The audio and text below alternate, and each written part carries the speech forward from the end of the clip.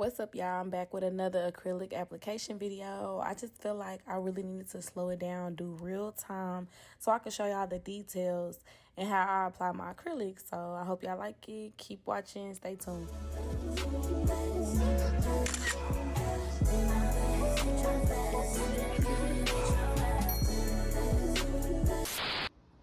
Hey everyone, this is the Nail Cave back with another video. I'm gonna do another acrylic application, but this time I'm gonna actually walk y'all through the process of how I pick up beads and everything like that, so that way you guys can get a more slowed down example of how I do it. This is just gonna be regular full set long length tapered square. I'm using Mia's Secret Cover Rose acrylic powder. I think my acrylic brush is, as you can see, it's all damaged, so I don't know what length this is. Please excuse my nails, I do need a fill-in. Hold on, let me lift my camera a little bit so you guys can see. Yeah, so we're just gonna go ahead and get started. Okay, so I'm gonna do the ring finger since it's a little bit longer. Basically, can you guys see my brush? Okay, yeah.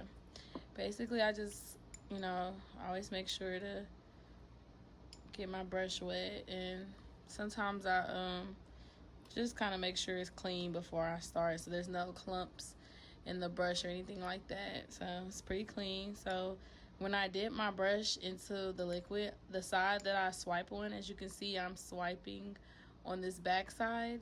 Like, let me see, hold on. See if I can show y'all closer. So when I dip my brush in, hold on. When I dip my brush in, you see this back side that I'm swiping on, the back side. I dip and I kind of drag it a little bit.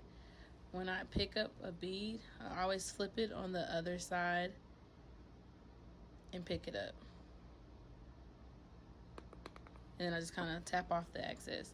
So I swiped this side and I picked it up with the wet side.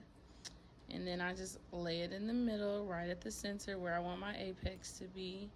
And then I just kind of drag it down the nail. And I always start with like the point where the nail tip meets the natural nail, so that way that's where my apex can be stronger.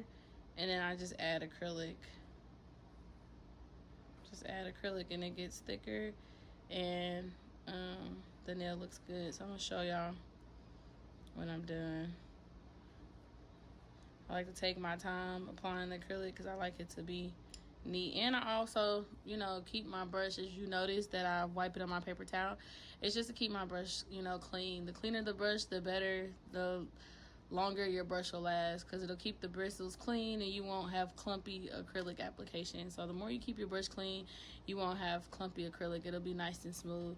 A lot of times when you pick up a bead, for instance, I'm gonna do like this. I don't want to do it on the actual nail because this is an actual real client, so I'm gonna do it on my nails. So when you go like this and y'all like tapping it like this with the brush, like, you see what that does? That's so lumpy, it's not smooth. And then don't ever like dip your brush back in the powder or the monomer like this. This is I don't know if y'all can see it, but this is a dirty brush. You want to always clean that off. You always want your brush to look like this. Clean it off, and then since it's dry, you want to dip it again. But you see, okay, well, yeah, that rolled off. But you see, this is clumpy, this is ugly. So you always want to make sure that when you are, I'm gonna do it on her, put acrylic on the nail, you lay it, wipe your brush because you want a clean brush, and then dip it back in the monomer and dap it off a little bit so it's not too wet and it's not too dry. And you see how it's already moving naturally? You just are going to form that. You're going to help form it up against the nail. You see how I'm brushing in between? You always want to keep your brush clean and use the belly of the brush when walking the acrylic down, so that way it's not clumpy and it's not lumpy and smooth. And you just let it run down the nail. That's why you always got to hold the nail down to an angle, because at the end you can either cut it if it's too much excess left over, or you could just drag it down this way, so that way it's not too lumpy. But that's nothing that a drill can't fix.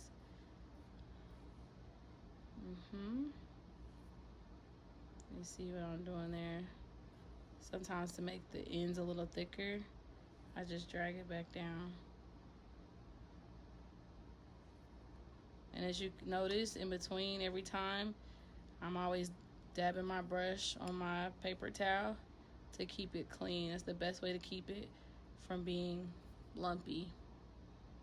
Another thing you never want to do is go like this and, you know, okay, let's say you put it down like that or whatever, like this looks a mess, but you don't ever want to like dip it in the powder again and then try to put it back. You see how that's clumpy? That's not good. You always want to wipe your brush, keep it clean. And another thing, let's say you want to get control over your beads. You know, it depends on sometimes how you tap your brush. Sometimes if you don't tap it at all and you just dip it in there, like a lot of people do this, and you just dip your brush in there and then you just dip your brush in the powder like this.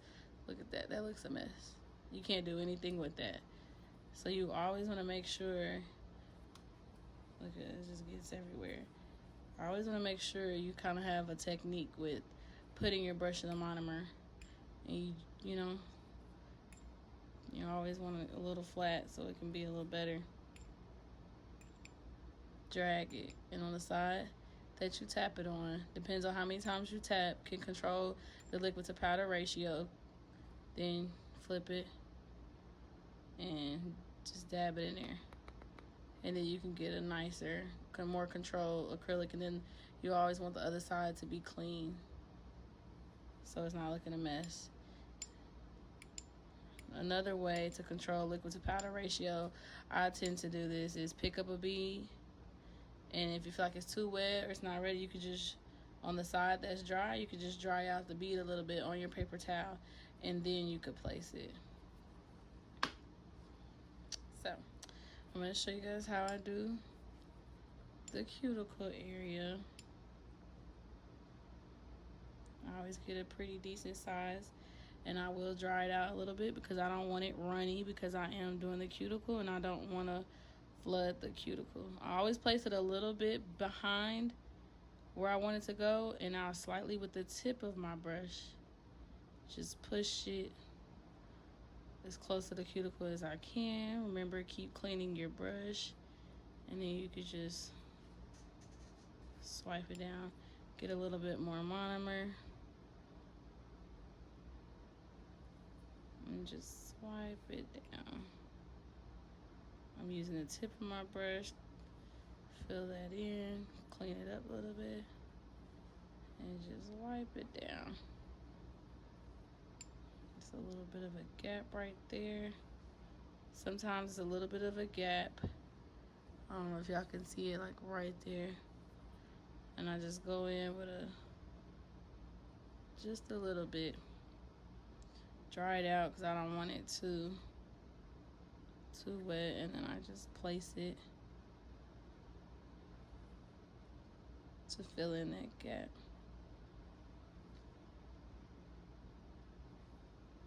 Yep, just like that. Sometimes I get a little OCD and I'll clean it up a little bit,